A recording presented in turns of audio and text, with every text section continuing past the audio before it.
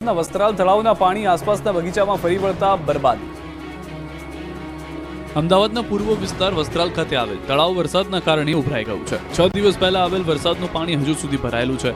તળાવ ઉભરાવાને કારણે તળાવની આસપાસ આવેલા બગીચામાં પણ પાણી ભરાઈ ગયા। 6 દિવસ પહેલા પડેલા વરસાદનો પાણીનો હજુ સુધી નિકાલ કરવામાં આવ્યો નથી। બગીચામાં ભરાયેલા પાણીના કારણે સુંદર બગીચાને ભારે નુકસાન થઈ રહ્યું છે। આ ઉપરાંત આસપાસની સોસાયટીમાં સાપ ઘૂસી જવાની ઘટનાઓ પણ જોવા મળી રહી છે। લોકોને રોગચાળાનો ભય સતાવી રહ્યો છે, જેથી પાણીનો યોગ્ય નિકાલ કરવામાં આવે તેવી માંગ કરાઈ રહી છે। આમ પાલિકાના પાપે આ વિસ્તારની જનતાને પરેશાન થવાનો વારો આવ્યો છે। અસામાજિક તત્વોના ત્રાસના વિરોધમાં રાજકોટનું સરદાર બંધ।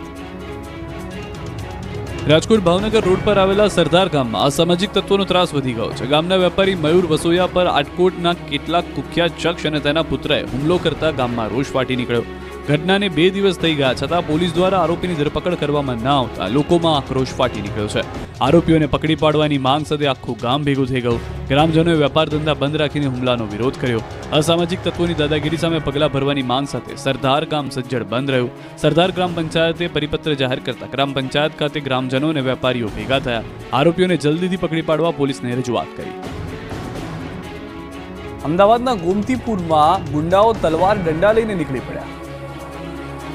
હાથમાં તલવાર દંડા સહિતના હથિયારો લઈને ગુંડાઓએ ગોમતીપુર વિસ્તારને લીધો બાનમાં। કહેવાતા સુરક્ષિત શહેર અમદાવાદમાં ગુંડાઓ કઈ હદે બેફામ બની ગયા છે તેનો જીવતો જાગતો પુરાવો છે। ગોમતીપુરમાં મરિયમ બીબી ચાલીમાં જાહેર રોડ પર કેટલાક તોફાનીઓએ આતંક મચાવ્યો। કોઈ બાબતે ઝઘડો થતા લુખ્ખાઓ ધમાલ કરી રહ્યા હતા। જાહેર રોડ પર તલવાર દંડાથી મારામારી કરી દહેશત ફેલાવી। મામલો એટલો ઉગ્ર બની ગયો કે એક મહિલાને વચ્ચે પડવું પડ્યું। આ અંગેનો વિડીયો વાયરલ થતા પોલીસે ગુનો નોંધી તજવીજ હાથ ધરી છે। આ તરફ ભાવનગરમાં અસામાજિક તત્વો બેફામ બન્યા। આડોડિયાવાસમાં મકાનમાં તોફાની તત્વોએ એક ઘરમાં આગ ચંપી તોડફોડ કરી।